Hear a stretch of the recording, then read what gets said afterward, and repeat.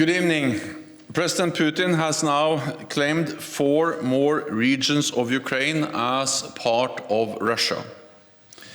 This is the largest attempted annexation of European territory by force since the Second World War. Another 15% of Ukraine's territory, an area roughly the size of Portugal, illegally seized by Russia at gunpoint. The sham referendums were engineered in Moscow and imposed on Ukraine in total violation of international law. This land grab is illegal and illegitimate.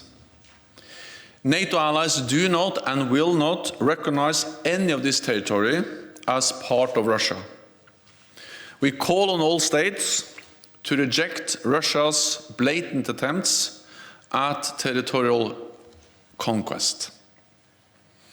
These lands are Ukraine. Donetsk is Ukraine. Luhansk is Ukraine. Kherson is Ukraine. Zaporizhzhia is Ukraine, just like Crimea is Ukraine. This is the second time Russia has taken Ukrainian territory by force. But it does not change the nature of the conflict. This remains Russia's brutal war of aggression against Ukraine. And it does not change our commitment to support Ukraine. NATO is not party to the conflict, but we provide support to Ukraine so it can uphold its right for self-defense enshrined in the UN Charter. Ours is a defensive alliance. We stand united and determined to defend and protect every NATO ally and every inch of Allied territory. This is a pivotal moment. Putin has mobilized hundreds of thousands of more troops, engaged in irresponsible nuclear saber rattling, and now illegally annexed more Ukrainian territory. Together, this represents the most serious escalation since the start of the war. None of this shows strength. It shows weakness. It is an admission that the war is not going to plan, and that Putin has utterly failed in his strategic objectives. Putin bears full responsibility for this war, and it is his responsibility to end it, to end the imminent suffering of the brave Ukrainian people, to end the energy and food crisis that is affecting so many around the world. If Russia stops fighting, there will be peace. If Ukraine stops fighting, it will cease to exist as an independent sovereign nation in Europe. NATO reaffirms our unwavering support for Ukraine's independence, sovereignty, and territorial integrity.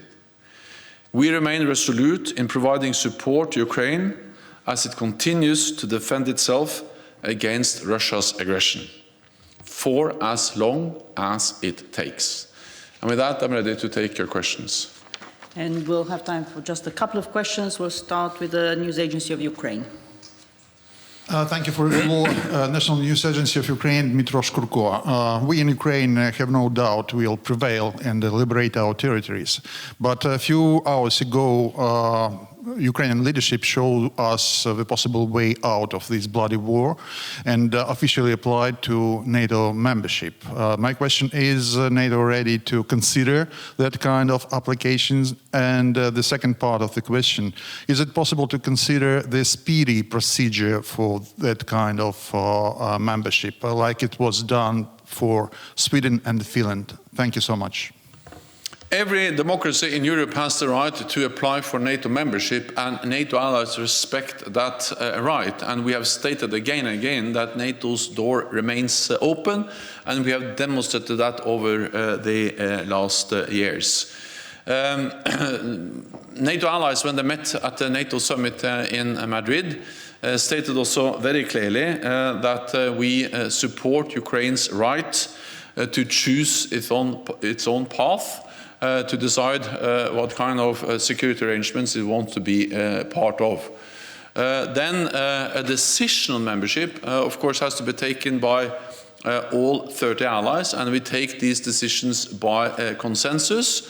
Our focus now is on providing immediate support to Ukraine to help Ukraine defend itself against the Russian brutal invasion, and then that's the main focus and the main effort of NATO allies as we speak. Associated Press. Yes, Secretary General, the war seems to have taken on a new dimension today, with both President Zelensky and President Putin taking fairly big steps. I wonder, now that President Putin's annexed these parts of Ukraine and he's threatened to use nuclear weapons as well, would you call for calm? Would you advise President Zelensky to perhaps stay away from the region? How would NATO deal with this as well from the outside? Thank you. We call on President Putin to end the war. He is responsible for starting the war, and he has the responsibility to end the war.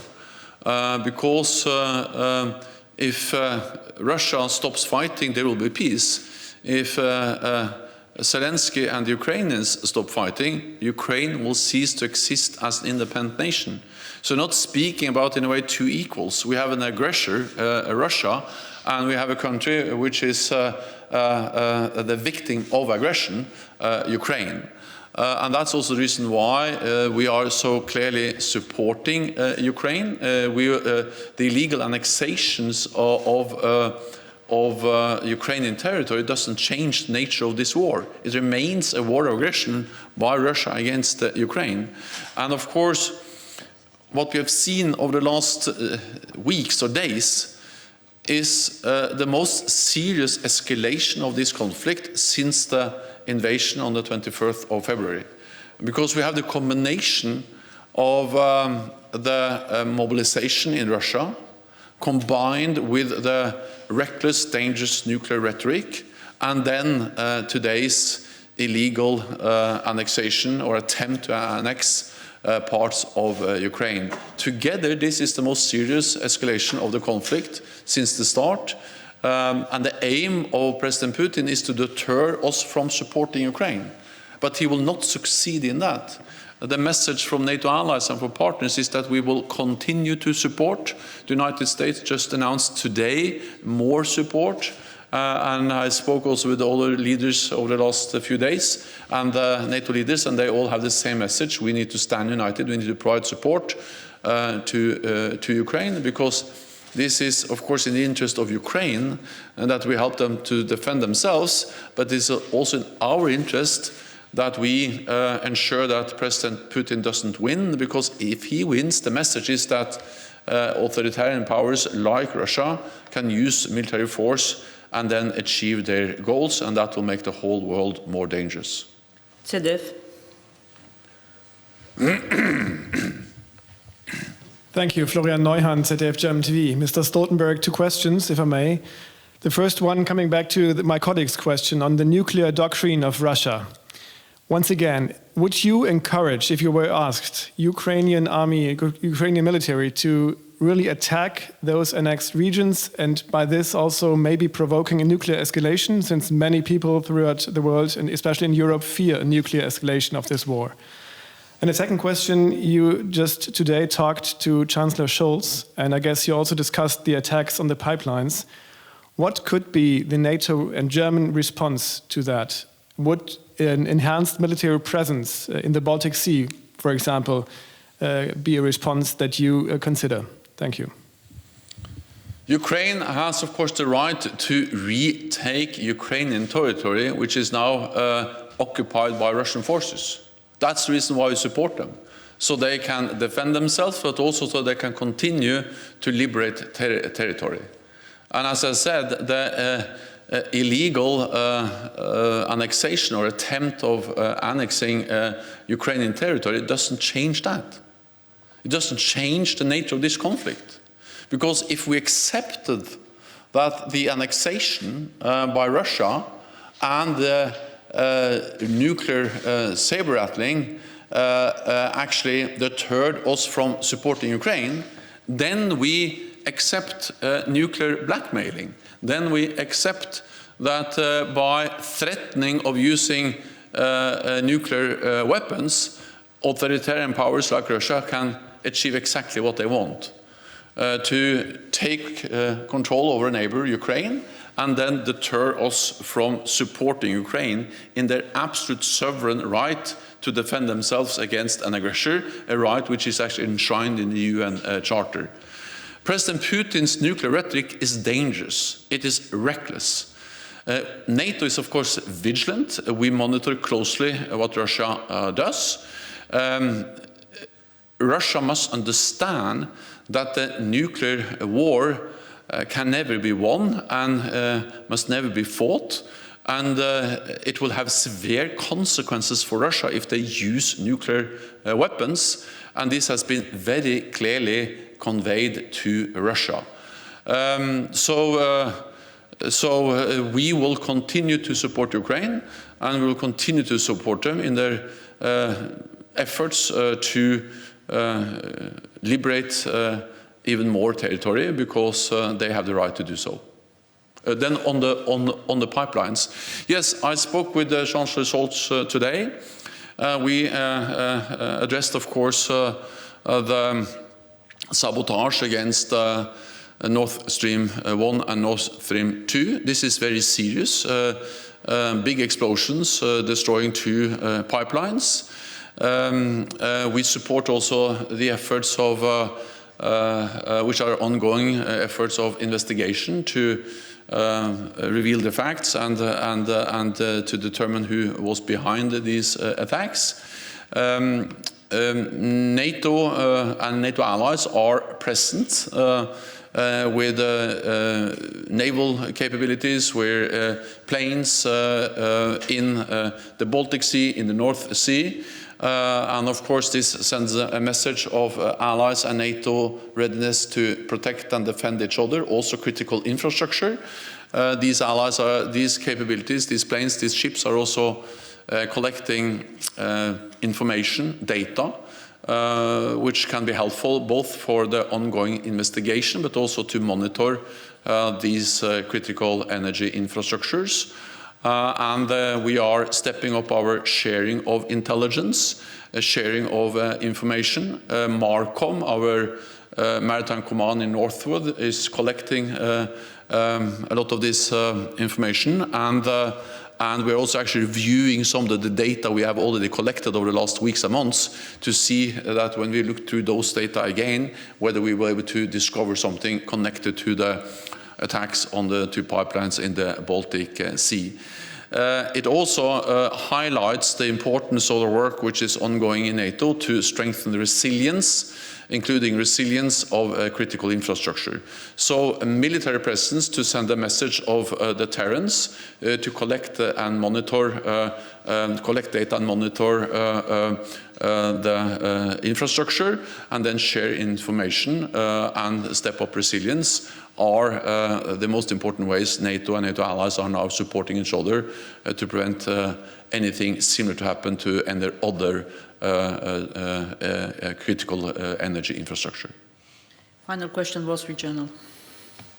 Dan Michaels with the Wall Street Journal. Coming back to some of the issues already raised, but thanks in large part to support of NATO members, Ukraine has had notable success on the battlefield over recent weeks. But it does seem that the more success Ukraine has on the battlefield, the more erratic, belligerent, and potentially dangerous Mr. Putin becomes. So does this change the way you approach the situation? Does it make you more cautious? Or in any way, this fact that the better Ukraine does in fighting the Russian troops, the bigger the threats seem to be from Moscow. Thank you. It doesn't change what we have to do, and that is to support Ukraine. Because if we let Putin win in Ukraine, it will be catastrophic for Ukraine. Ukraine will cease to exist as an independent sovereign nation, but it will also be dangerous for us. It's not as if inaction is not a risk. Inaction is a great risk, because that will create a world where Putin will see that with impunity he can use military force, invade a neighbor, and then establish a sphere of influence. So when you listen to what he has said, not only about Ukraine, but also about members of NATO, Eastern allies, that will be a world that will be more dangerous for all of us. So yes, we are faced with a dangerous war in Ukraine, but it's not as if that war will not be dangerous anymore if we allow Putin to win. In many ways, then we will at least increase the long-term risks for all of us. And that's the reason why we pay the cost of supporting Ukraine, and knowing that the price we have to pay if we don't support them, most likely will be much higher. We are monitoring closely what Russia is doing. We haven't seen any changes in their nuclear posture. We are vigilant. We are sharing information. And we have conveyed very clearly to Russia that there will be severe consequences if they use nuclear forces against Ukraine. We also have to realize that we speak about different types of escalation. One thing is escalation within Ukraine. We have conveyed a clear message on that. Then, of course, there's also the risk of escalation beyond Ukraine involving other NATO allies. We have also been very clear on that. NATO is not party to the conflict. We support Ukraine, but that doesn't make us party to the conflict. We support a sovereign nation in their sovereign right for self-defense. On top of that, we have also significantly increased our military presence in the eastern part of the alliance. We did so immediately after the invasion, because we were prepared. So that morning of the invasion, we activated all our defense plans from the Baltic Sea to the Black Sea and started the additional deployment of additional troops to the eastern part of the alliance to remove any room for miscalculation or misunderstanding in Moscow about our willingness, our readiness to protect every inch of NATO territory. And more troops in the eastern part of the alliance is sending that message. So NATO's aim, what we are doing, is to support Ukraine, but at the same time preventing escalation by sending a clear message to Moscow about the dangerous nuclear rhetoric and the consequences use of nuclear weapons will have, and by demonstrating our readiness to defend and protect all allies by increasing the presence of NATO troops and sea and naval capabilities in the eastern part of the alliance. Thank you very much. This concludes this press point. Thank you.